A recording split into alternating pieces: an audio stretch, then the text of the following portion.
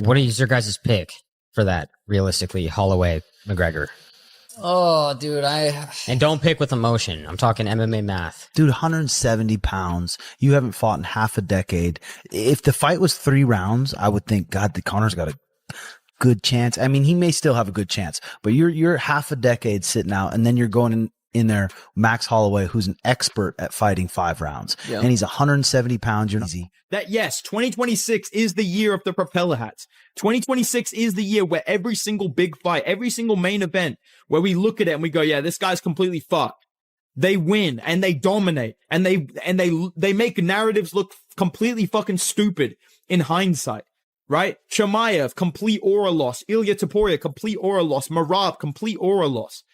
And I actually feel like we are living in the timeline where Conor McGregor comes back at UFC 329 and KOs Max Holloway. Okay? When I talk about the matchup, I'm not just talking about, dude, Conor McGregor is a better striker than Max Holloway. I feel like, overall, he kind of is. But listen, bro, looking at the matchup, right? Obviously, there is a lot of question marks. There's a lot of things we don't know because we haven't seen Conor McGregor in the UFC Octagon for 5 years. I totally understand that. I do not look at this betting line and go, these people are idiots. They should be picking McGregor. I'm not saying. Hasn't fought since July 10th, 2021. And I don't know why they did this fight. They dropped it during the Ngannou walkout. The odds right now, Holloway is a minus 480. McGregor is a plus 330. The fight's at 170. Conor's been out for 5 years, half a decade. I think Max Holloway is going to batter Conor McGregor. July 11th, Sin City, Las Vegas. The opponent is a man that I have beaten before in Max Holloway. So we have the venue, we have the opponent. I'm ready to come back. I'm out so long, 5 years. I've got a great opponent in Max Holloway. He is an established fighter, former UFC world champion, multiple time, former UFC BMF world champion. And our last bout was martial arts master. Jimmy Fallon, he's doing the rounds.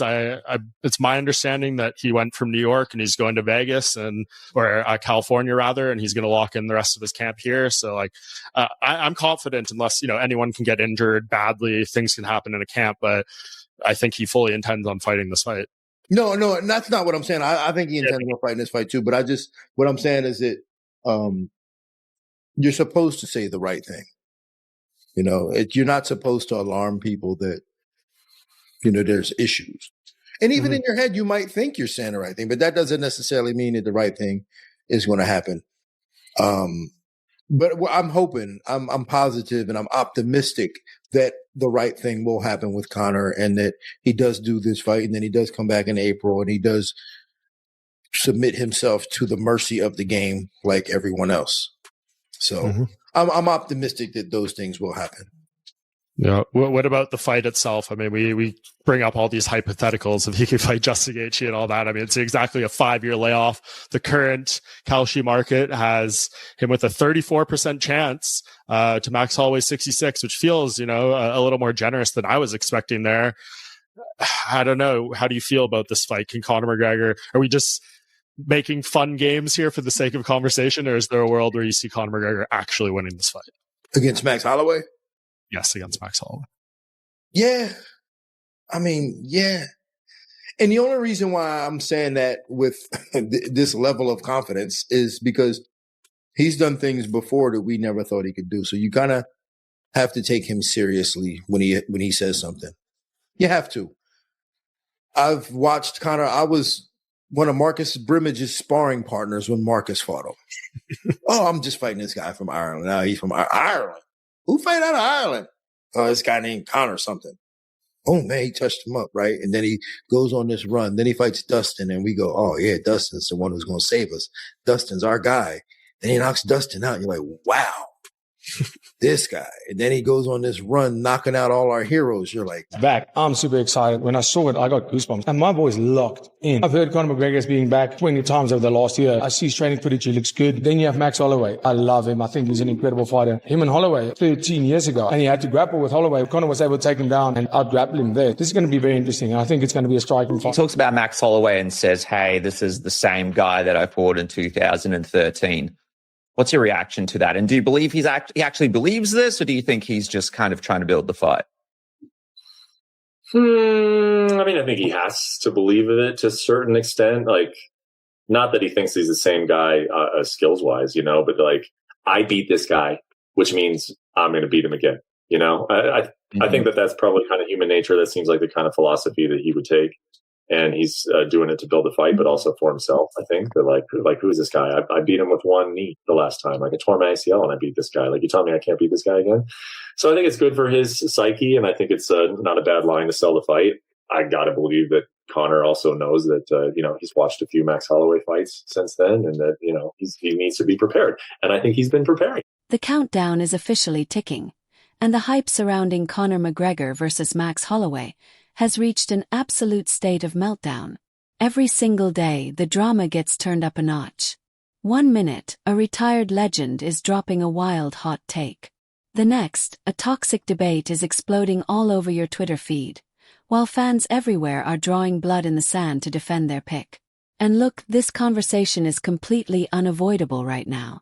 It is dominating your favorite podcasts, taking over barbershops, and turning the deepest corners of the comment sections into a war zone.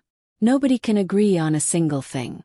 On one side of the fence, you've got the hardcore Mystic Mac loyalists firmly locked into McGregor's corner. They look straight at the history books. They look at that devastating touch of death knockout power. They look at the terrifying aura this man still commands the second he steps inside that cage. To them, there is a 0% chance Max Holloway leaves that Octagon with his hand raised. And honestly, they have a legitimate point. When McGregor is dialed in and fully focused, he brings a level of pure, unadulterated danger that very few fighters in MMA history have ever matched. One clean sniper shot, one perfectly timed counter, and it is lights out before anyone even realizes what just hit them. But the other camp, trust me, they are standing their ground with absolute supreme confidence. These are the analysts and fans who have watched Max Holloway evolve into one of the most flawless, complete weapons on the entire planet.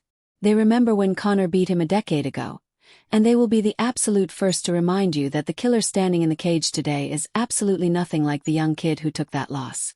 Holloway has grown. He has sharpened every single tool in his arsenal to microscopic perfection. His footwork is elite. His timing is sharper. And that legendary cardio. His ability to weaponize pace and march forward round after round after round has become a nightmare that is almost impossible to prepare for. So the million-dollar question everyone keeps circling back to is this. When the talking stops, the predictions are locked in, and that cage door finally shuts behind both of these titans. Who is actually making the smart money bet here? Who is reading this tactical puzzle correctly? That right there is exactly what makes this rematch so utterly captivating and deeply, maddeningly difficult to predict with any real confidence. Been paying attention to Conor McGregor. He seems to be in better spirits, seems to be level-headed finally, and then also just looks healthier. I assume he's chilled out on the devil's dandruff and the old hooch, I would assume. Did you see what he said about the contract where they he didn't give a lot up on the contracts. Like he wouldn't get into numbers. That's usually a red flag, meaning the numbers aren't as crazy as we think, because we're all going to say, well, if they offer John Jones $30 million, what's Conor worth? Here's the issue with that though. So we're all aligned going, oh, Conor's worth more than $30 million. I just think the UFC's like, all right, contractually, he has two.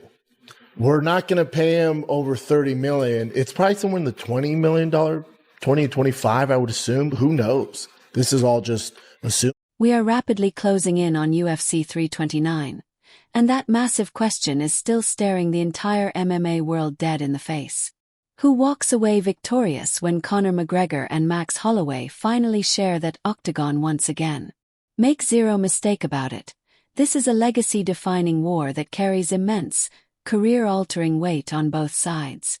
For McGregor, this is his ultimate redemption arc. It's about proving to the world that the elite sniper everyone fell in love with hasn't faded into the background. He needs to show he can still execute at the absolute highest level when the pressure is suffocating. A victory over a titan of Holloway's caliber would send a devastating, undeniable message to the rest of the division and the entire combat sports world. And for Holloway, this fight is deeply, intensely personal. He remembers exactly what it felt like to suffer that early career defeat to McGregor. He has carried that bitter taste with him through years of savage growth, brutal improvement, and championship glory. Stepping into this rematch, he is absolutely not the same green kid who took that loss, and he knows it. But more importantly, he has put in the absolute work to make sure every single person watching across the globe knows it too. Both of these men have every ounce of motivation in the world to bring pure violence on fight night. And both of them possess a highly lethal, completely legitimate blueprint for victory if the chips fall their way. So now the mic is officially yours. Who takes it? Does McGregor's explosive power and veteran execution give him the ultimate edge? Or do you think Holloway's relentless, suffocating volume striking is just too much to handle over a grueling 5 rounds? Drop your predictions in the comments right now and let's get this debate moving. We want to see exactly where you stand and the tactical reason why your pick comes out on top. And hey, if you want to stay completely ahead of the game with the sharpest MMA breakdowns, tactical fighter analysis, fight week coverage, and instant post-fight reactions, do me a quick favor, smash that subscribe button right now. We have a massive wave of high-octane fight content heading your way. And trust me, you do not want to miss a single. He needs to snipe him in the first couple of rounds. We're hoping Max Holloway's chin after, being untouchable for a decade, and he's now been dropped in 3 of the past 4. Like maybe it's just not there and he can land the right shot and power's the last thing to go type of deal. Yeah, I think, well, Conor's still going to have that power. I just don't know if he's going to have the speed or the balance. Yeah. With the balance, like having the balance with the speed. I think that in terms of foot speed, like Conor's always been great about understanding distance and creating angles and keeping people at the end of his punches to where he's really maximizing every shot and getting the most out of every shot. But Max Holloway is really crafty on his feet and creating like smaller angles to stay out of that range while giving you the illusion that you're in that range. And he's a volume puncher. And I think he might have the speed in the. Now, when you sit down and really pull back the layers of this matchup, the tactical chess match gets incredibly fascinating. Veteran analyst Thomas, someone who has been dissecting this sport at an elite level for years, dropped a perspective that you need to pay serious attention to. He argues that this entire war will not be decided by brute force alone. And look, let's be real. Conor McGregor remains a walking hazard. Anyone pretending the Irishman has somehow lost his ability to put a man to sleep with that left hand is completely delusional. That threat is evergreen. If Holloway forgets about that power for even a fraction of a second, he will pay a catastrophic price. Power doesn't just evaporate with time. It's still there, and Max has to respect it every single tick of the clock. But here is the million-dollar question Thomas throws out there. Has McGregor actually held onto the elite speed, fluid balance, and chaotic movement that made him untouchable during his peak prime years? Because prime Conor wasn't just dangerous because of raw power. It was the perfect synergy of everything firing at once.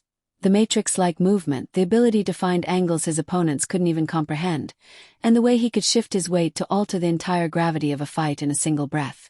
That version of McGregor was an absolute nightmare for anyone alive.